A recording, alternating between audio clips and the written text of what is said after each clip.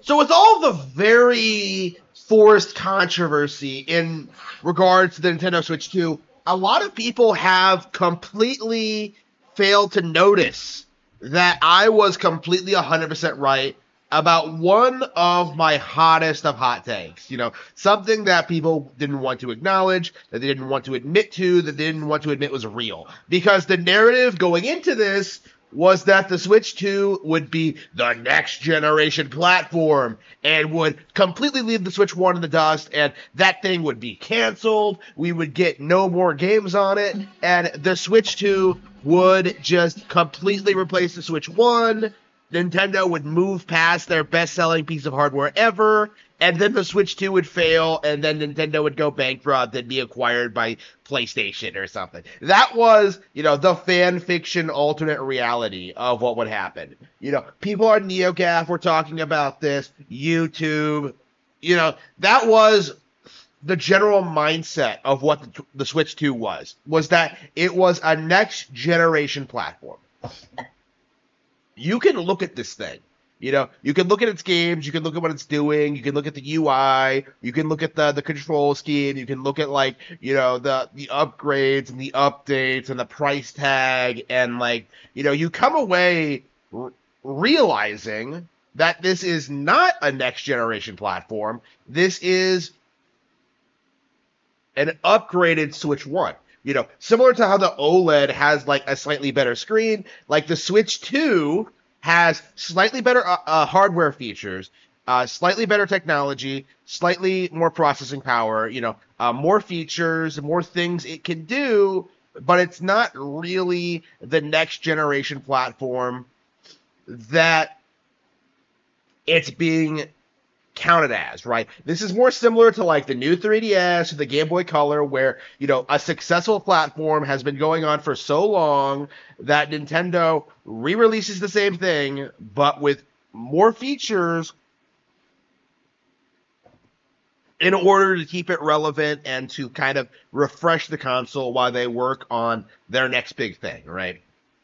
The Switch 2 is just an upgraded version of the Switch. And there's nothing wrong with that, obviously. I love the new 3DS, I love the Game Boy Color, but we do have to kind of acknowledge what's actually happening here, right?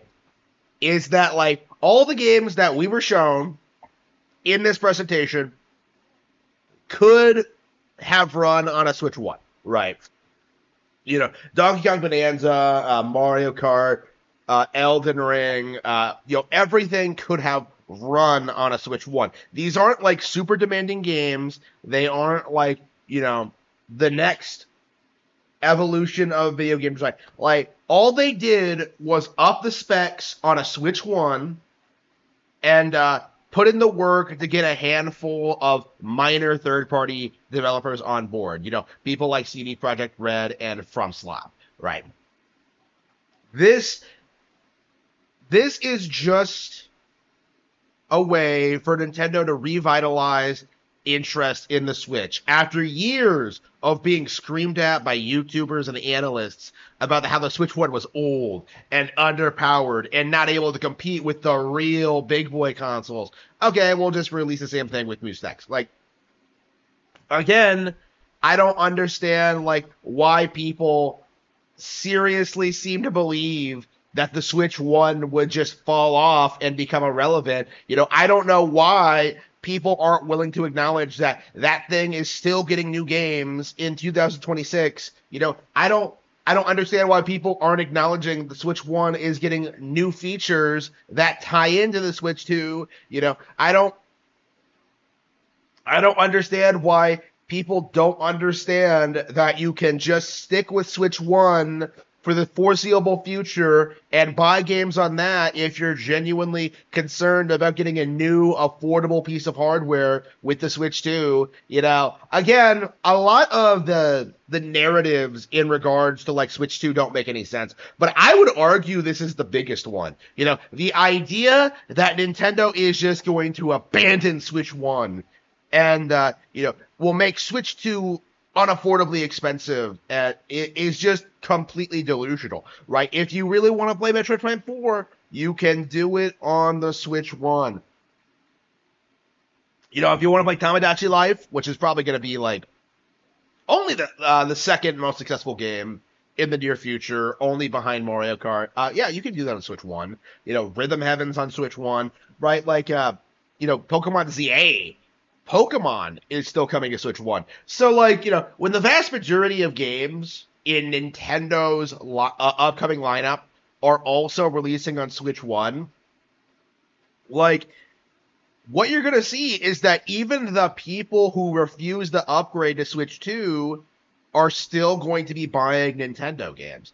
And that is a big thing that I think people aren't acknowledging when it comes to like people seething about the price points. Because like you don't have to pay them if you don't want to, you know? So what's going to happen? For those of you who don't understand what this means, is that people who are genuinely concerned about the price, who don't want to buy a console right now, can wait a little bit, you know, play last gen versions of the games, you know, enjoy themselves, you know, have some great times with like the great games that Nintendo is putting out on the Switch 1. And then when they're ready, when they have enough saved up to pay that full $450, anybody who says wait for a sale is coping. When they save it up enough money to save up the $450 and pay the $80 price tag for Mario Kart World, $70 for Donkey Kong Bonanza. You know, when they, which by the way is the standard MSRP, like, but anyway, like, when they save up enough money to get the console, you know, they can have a great time. But I do think the gaming community does need to move past this notion that they have to pick up everything day one. Because this is Nintendo's business model now. People don't really understand what it means to be selling games at full price. Because Breath of the Wild is selling like 300,000 units regularly at full price on Nintendo Switch, in spite of being like 8 years old. You know, like it is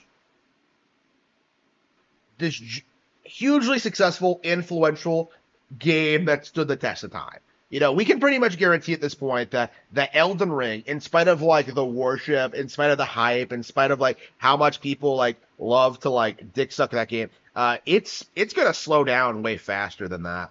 It has slowed down way faster than that, and it'll fall apart by the time the next one comes out. But we've gotten the sequel to Breath of the Wild with Tears of the Kingdom, and not only is that game better, it's forward are going to continue to sell on Switch 2. But you can not only just buy them on Switch 1, you will be able to play these games on Switch 2 after you pick up the console. So I do think that's like the big major takeaway that we really need to discuss, like going into like the Switch 2's release, is that like the Switch 1 is going to remain very, very relevant for the foreseeable future. You know, it's very possible that like we may see Switch 1s continue to be sold until like the next Nintendo platform comes out. You know, it's definitely really interesting to kind of see these kind of narratives being propped up, and seeing just how quickly they get like knocked down again, because it's crazy, you know, seeing just how people like Angry Joe are coming out and trying to say that like games cost $90, you know, which is not true. And they keep trying to insist that like all games cost that amount when no, that's not true at all. Like these guys are just like kind of discrediting themselves, you know. Like the more they seethe and rage about Nintendo Switch 2, the bigger the backlash is gonna be from the community when they finally pick up the console and realize how great it is. You know, like this is like the real travesty of influencer culture, is that these people aren't influencing anybody. You know, no matter what happens, everybody who's seething about the Nintendo Switch 2 now is going to pick one up at some point. And it's just a matter of time until we just see this this entire house of cards collapse. And the people who are seething online are going to have to concede that the Switch 2 is successful. Now, like, they'll probably do something like pretend like, oh, Nintendo's momentum is so great to be stopped by this bad new generation of consoles. But, like, you know, they can't keep complaining about Nintendo and then turn around and pretend to not be invested in the platform. Like, I've made this observation about Steam Deck fans in particular, but like, good luck finding anyone talking about the Steam Deck that doesn't immediately bring up the fact that the Switch exists. Like it's just impossible. Like, nobody actually genuinely enjoys the Steam Deck. It's just something that people can weaponize against Nintendo. And I think that's a big reason why that thing has only sold a couple of million units. Less than the Wii U. It's going to be really remarkable to see over the next couple of months, like, seeing like all of the lies about Nintendo Switch 2 circle the drain. But for me, I think this is the big one: is that this is not the next generation of Nintendo hardware. That this is just an iterative upgrade. That it's just a slightly improved Switch, and there's nothing wrong with that. This is something that I am going to get a lot of mileage out of and enjoy.